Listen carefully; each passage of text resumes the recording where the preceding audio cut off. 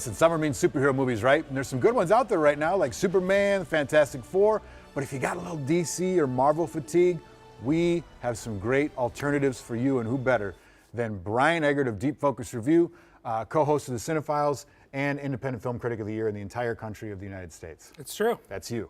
Thank you. And we're happy to have you, and we're proud. Let's start with a horror flick that gave me a panic attack just watching the trailer. This is called Together. Since the move, Tim and I haven't been on the same page. Please, do you love each other? Maybe we're just complacent. Imagine I do. I think about you day and night.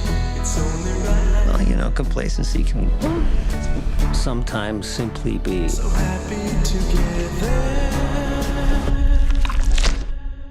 harmony.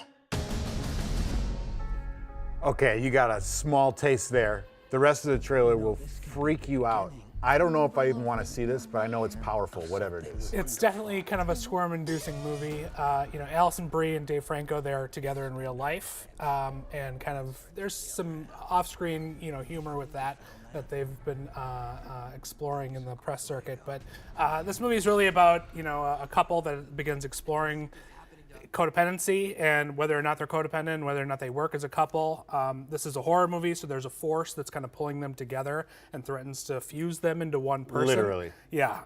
It's a little gross, a little gory, but also very funny. Oh, really? I was squirming in my seat, yes, but I was also laughing a lot while I was watching it.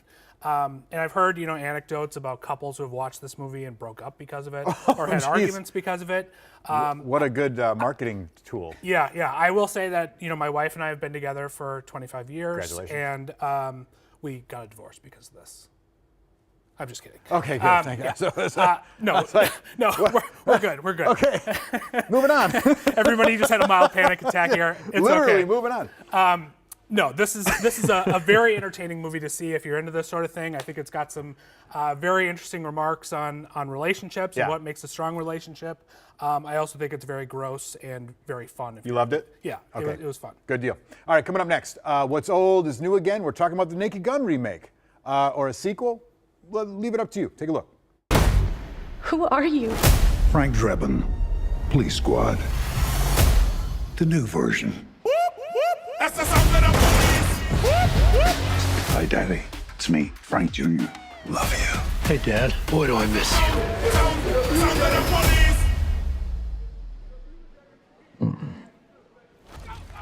I mean, is there a more beloved comedy trio ever than the Naked Gun 3 movies? People love the Naked Gun movies. I know it's not to everyone's taste. I will say that, this is a movie where plot is not important, that you don't need to really care about the story at all. It's just a joke machine, really in-your-face jokes, really broad kind of humor, scatological humor, slapstick humor, that sort of thing. And this is Seth MacFarlane, right? So does it have some of that? He produced it. Okay, he didn't write it. He didn't write it. Okay. The guy who directed Hot Rod directed it, actually, Okay. and it's got that kind of humor to it.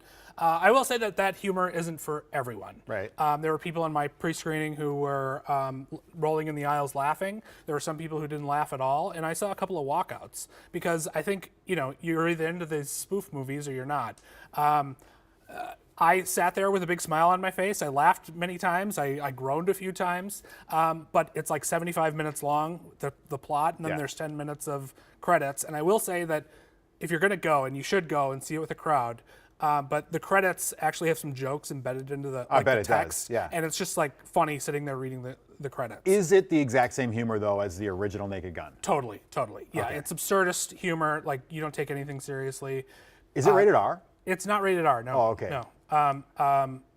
I will say that, Liam Neeson is very funny as a deadpan, Good. humorist. And Pamela Anderson is actually extremely funny in this movie. Nice. I wasn't really expecting that from her, but she was great. So you'll get what you pay for. I mean, you know Absolutely. what you're going to. Okay, Yeah, good yeah. deal. All right, thank you. Lastly, coming to the main cinema, a Japanese film thriller called Cloud. Let's take a look.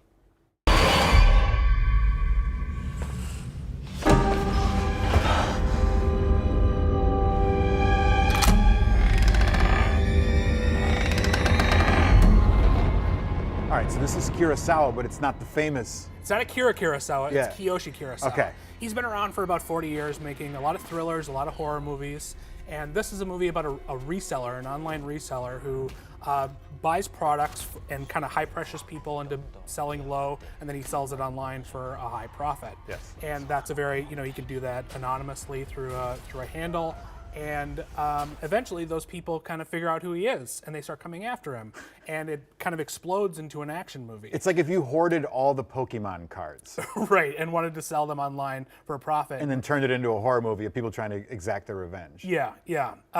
It's a very tense movie. It's very tonally controlled. Yeah. And Kurosawa is great at really controlling how the beginning is sort of a character study of a deplorable person that you can't help root for, and then it turns into this action movie sort of, and it's almost sort of metaphysical by the end. It really kept me on my toes. It's also very smart and has a lot to say about these online marketplaces that are really just capitalism at its worst, unfortunately. But it's a great movie. Check it out at the Main when it comes out next week. Sounds like you're a fan of all three. I was a big fan of all three. And get a break from the superhero movies, which is nice. Absolutely. All right, Brian Eggert. You can find all of Brian's reviews on his website. It's Deep Focus Review. You can get more in-depth conversations of our streaming show, which Brian is a co-host. I'm in the show as well as Jamie Rogers. That is called The Cinephiles, and that is on KARE 11+. Thank you, Brian. Thanks for having me.